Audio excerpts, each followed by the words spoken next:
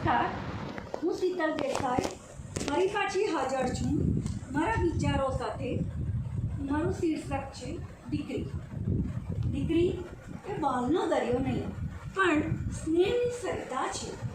દરિયામાં તો માત્ર ને માત્ર ખારાશ જ રહેલી છે, જ્યારે સરિતા તો હર હંમેશ મીઠાશને જ ભરેલી છે.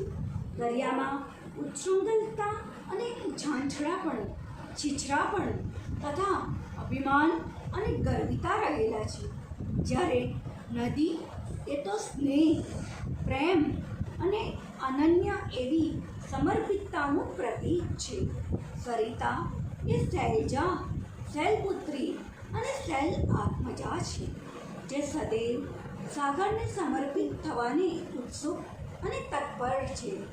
સાગર મિલન માટે તત્પર એવી સરિતા એક વખત એના પિતૃગૃહેથી નીકળ્યા પછી ક્યારેય પણ એના પિતૃગૃહ પરત ફરતી નથી કે એના પિતાનું મુખ પાછી વળીને જોઈ શકતી નથી.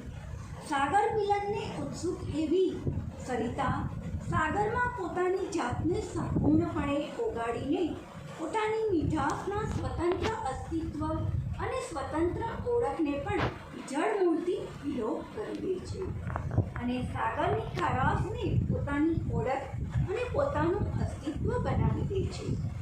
સરિતાની સંપૂર્ણ સમર્પિતતા અને એના અસ્તિત્વ અને ઓળખની મીઠાશને પ્રાપ્ત કર્યા પછી પણ સાગર પોતાની ખારાશને છોડી શકતો નથી અને સરિતાની મીઠાશને અપનાવી શકતો નથી.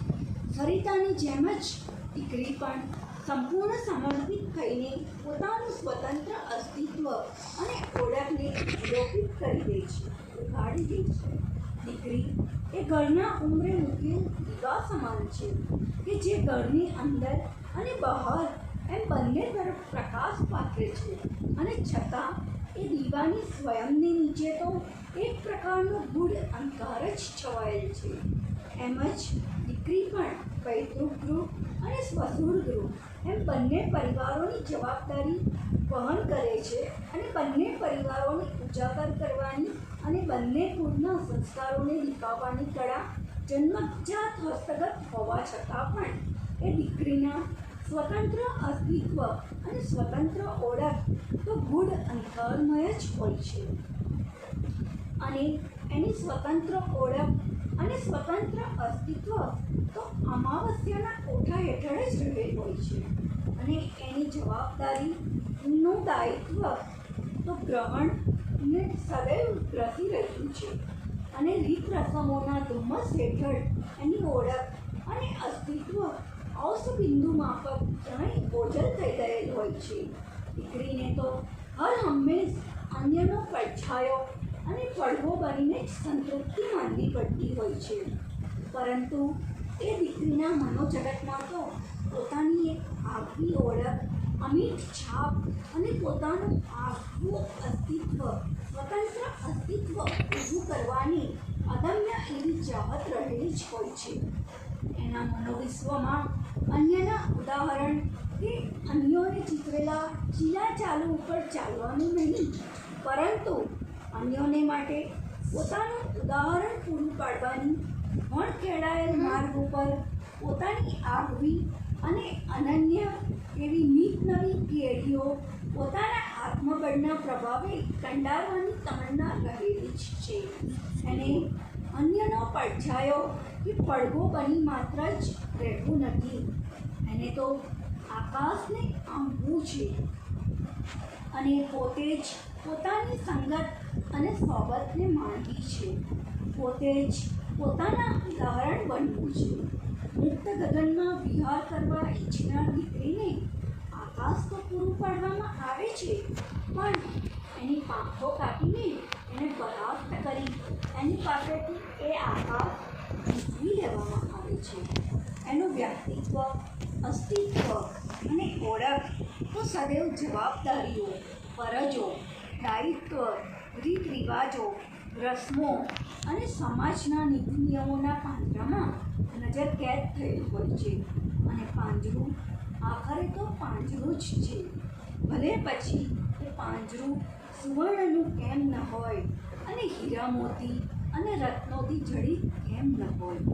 કહેવા પૂરતા તો દીકરીના 2 ઘરો છે અને તે 2 ઘરોની રાજરાણી છે અને માલકીન છે. પરંતુ વાસ્તવમાં તો આ બંનેમાંથી એક પણ ઘર એનું હોતું જ નથી. એ એક કટુ અને દર્દસભર સત્ય છે.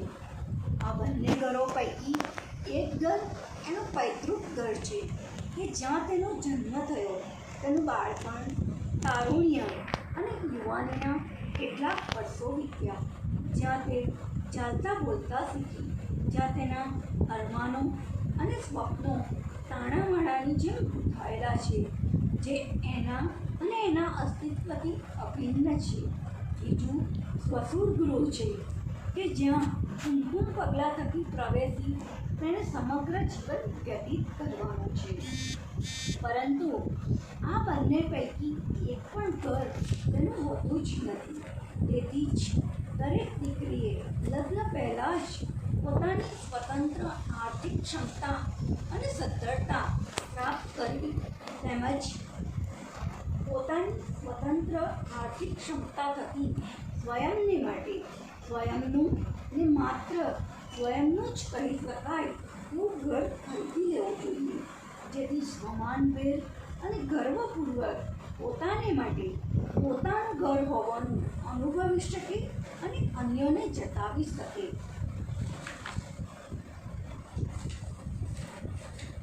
ગર્ભપાત, અબોર્શન કે હત્યા ફક્ત ભ્રૂણની જ થતી હોય છે એવું નથી. જીવનની દરેક ક્ષણે અને જીવનના અંતિમ શ્વાસ સુધી દીકરીનો ગર્ભપાત, અબોર્શન અને હત્યા નિરંતર થતી જ હોય છે. ગર્ભપાત, અબોર્શન અને હત્યા થાય છે એની ભાવનાઓની, એની લાગણીઓની, માન્યતાઓની, એના ગમા અણગમાઓની, એની ઓળખની અને એના વ્યક્તિત્વની, એના અસ્તિત્વની, એની સ્વતંત્રતાની, મનની મોકળાશ અને હળવાશની, શારીરિક અને માનસિક પ્રસન્નતા અને શાંતિની પણ હર દિન હર ક્ષણ હત્યા નિરંતર થતી જ હોય છે. અને આ વણઝાર વણથંભી રીતે અવિરત જીવન પર્યંત ચાલુ જ રહે છે. તેને હર દિન હર ક્ષણ તેનું મૃત્યુ થતું જ હોય છે. અને હર એક મૃત્યુ માહેથી એણે ફરી એક વખત ફોનિક્સ પક્ષીની જેમ જ પોતાની જ રાખમાંથી ઉત્પન્ન થવું પડતું હોય છે, ફરીથી એક નવા જ મૃત્યુના મિલનને કાજે. દીકરી તો જીવનનું ભારણ નહીં પણ જીવનનું તારણ છે અને જીવનને તારનાર છે. દીકરી તો જીવન બાગનો ગુલમહોર છે. દીકરી પારિજાત અને રાતરાણી સમી છે, જે જીવનને સતત પોતાની મહેકથી મહેકાવતી રહી છે. દીકરી સૂરજ સમાન તેજસ્વી છે, જે પોતે અવિરત સળગતી રહીને જીવનને પ્રકાશિત કરતી રહે છે. તે તપસ્વી અને કપૂર છે, જે પોતાના અસ્તિત્વ અને ઓળખને મિટાવીને પણ જીવનની પ્રત્યેક પળને પોતાની ધૂમ્ર સૈરો થકી મગમગતી કરતી જ રહે છે. દીકરી તો દીવાદાંડી છે, જે અમાવસ્યાની કાજળ ઘેરી કાળ રાત્રિએ તોફાની સમુદ્રની મજધારમાં જળના વિપરીત પ્રવાહ અને પવનની વિરુદ્ધ દિશામાં ખલાસી વિના પણ નૈયાને કિનારે પહોંચાડે છે. દીકરી તો પિતાનું અસ્તિત્વ છે, પિતાનું હૈયું છે, પિતાના શ્વાસોચ્છ્વાસ છે, તો માતાનું પ્રતિબિંબ છે. તે માતા પિતાના અસ્તિત્વ, વ્યક્તિત્વ, વિચારો અને સંસ્કારો, તેમના જીવનના દૃષ્ટિકોણનું અભિન્ન અંગ છે. દીકરી માતા પિતાના હૈયાનો હાર છે. તે પિતાની હિંમત છે તો માતાની કેકણ લાકડી છે.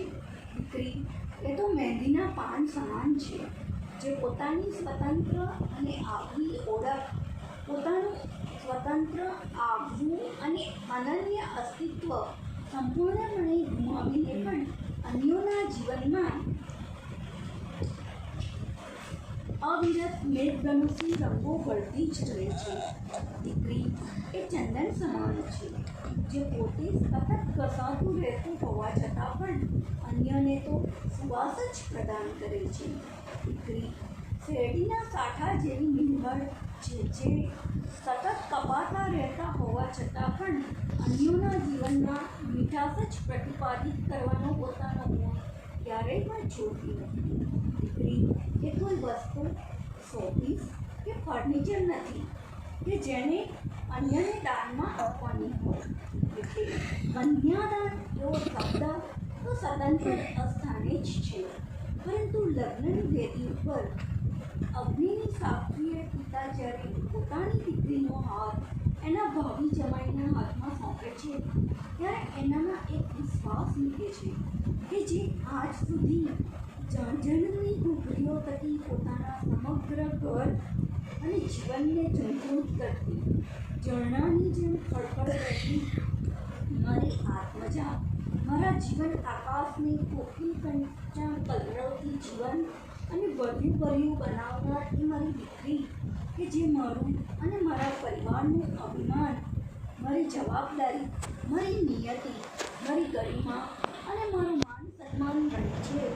એ દીકરી હવે આપના પરિવારની ઇજ્જત અને મોભો છે. એના આત્મગૌરવ, આત્મસન્માન અને સ્વાભિમાનને ઠેસ કે હાનિ ન પહોંચે અને એની ગરિમાને હાનિ ન પહોંચે એ હવે આપનું કર્તૃત્વ અને દાયિત્વ છે. એણે માત્ર અને માત્ર રીતિ રિવાજો અને ફરજોમાં કેદ કરવાને બદલે એનો આત્મવિકાસ સાધવાની તક પૂરી પાડવી અને મુક્ત મણે વિહરવાની મુક્ત ગગન સોંપવું અને એના માટે એની માન મર્યાદા, આત્મવિશ્વાસ, આત્મસન્માન અને સ્વાભિમાનને માન આપવું અને એના વિચારો, એની માન્યતાઓ, ગમા અણગમાઓ, એની સંવેદનાઓ, સ્પંદનો, લાગણીઓ અને ભાવનાઓને એની એક સ્વતંત્ર અને આગવી તથા અનન્ય ઓળખ તેમજ અલગ અને આગવા અસ્તિત્વનો સ્વીકાર કરી એને યથાયોગ્ય ગૌરવ અને માન સન્માન પ્રદાન કરવા, એના આત્મવિશ્વાસ, આત્મબળને ખંડિત ન કરતા એમાં ઉત્તરોત્તર વધારો નિરંતર અને અવિરત થતા રહે એવા પ્રયાસો કરવા, એની હિંમત બની રહેવી, એની પૈતૃક ગૃહે અધૂરી રહેલી ઈચ્છાઓ અને સ્વપ્નોને સાકાર કરવાના અવિરત પ્રયત્નો કરવા, તેમજ જે સુખ એને પિતૃગૃહે પ્રાપ્ત નથી થઈ શકતું એ સુખ તેમજ જે સુખ અને શાંતિની એ હકદાર છે એ સુખ અને શાંતિ એને નિરંતર અને અવિરતપણે મળતા રહે એ હવે આપનું દાયિત્વ છે. અનંતકાળથી ઋજુતા અને મૃદુતાને ભરેલી દીકરી સ્વાભિમાન અને ચંડિકા અને કાલિકા બનવાનું પણ સામર્થ્ય અવશ્ય ધરાવે જ છે. તેથી એના સંસ્કાર, સહનશીલતા અને ધૈર્યને ક્યારેય પણ કસોટીની એરણ ઉપર ચડાવવાની ભૂલ કરશો નહીં. અને જો તેવી ભૂલ કરશો તો તમારી માત્ર ને માત્ર પશ્ચાતાપ સિવાય કંઈ જ બાકી રહેશે નહીં. મારી લાડકબાઈ દૂધમાં સાકર પડે તેમ પોતે ઓઝલ થઈને મીઠાશ પૂરવાનો ગુણ તો ધરાવે જ છે, પણ અગર આપ દૂધમાં પડેલ માટી માફક અને કાઢવાનો પ્રયત્ન કરશો તો પછી એ રાણી લક્ષ્મીબાઈ બનીને રણસિંધુ ફૂટતા પણ અચકાશે નહીં અને આપની સામે યુદ્ધે ચડી આપને પરાસ્ત કરવાનું સામર્થ્ય પણ એની પાસે છે જ. તેથી જ મારી દીકરીમાં સરસ્વતી, લક્ષ્મી કે શક્તિને નિહાળવી કે પછી એનામાં ચંડિકા અને કાલિકાનું નિરૂપણ અને આરોપણ કરવું એ માત્ર અને માત્ર આપના જ હાથની વાત છે અને એની પસંદગીનો અવકાશ પણ આપના જ કક્ષે છે. દીકરી એ સાપનો ભારો, અભિશાપ કે વિષનો પ્યાલો નથી, પરંતુ દીકરી તો નીલકંઠની જેમ સ્વયં વિસ્ફોન કરીને જગત અને અન્યોના જીવનમાં અમૃતની લાવણી કરે છે અને એમના જીવનને ચિરકાલીન અમરત્વ પ્રદાન કરે છે.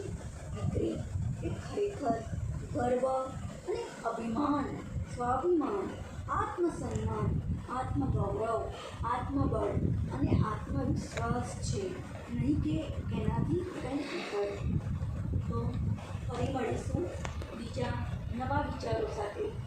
સુધી રજા.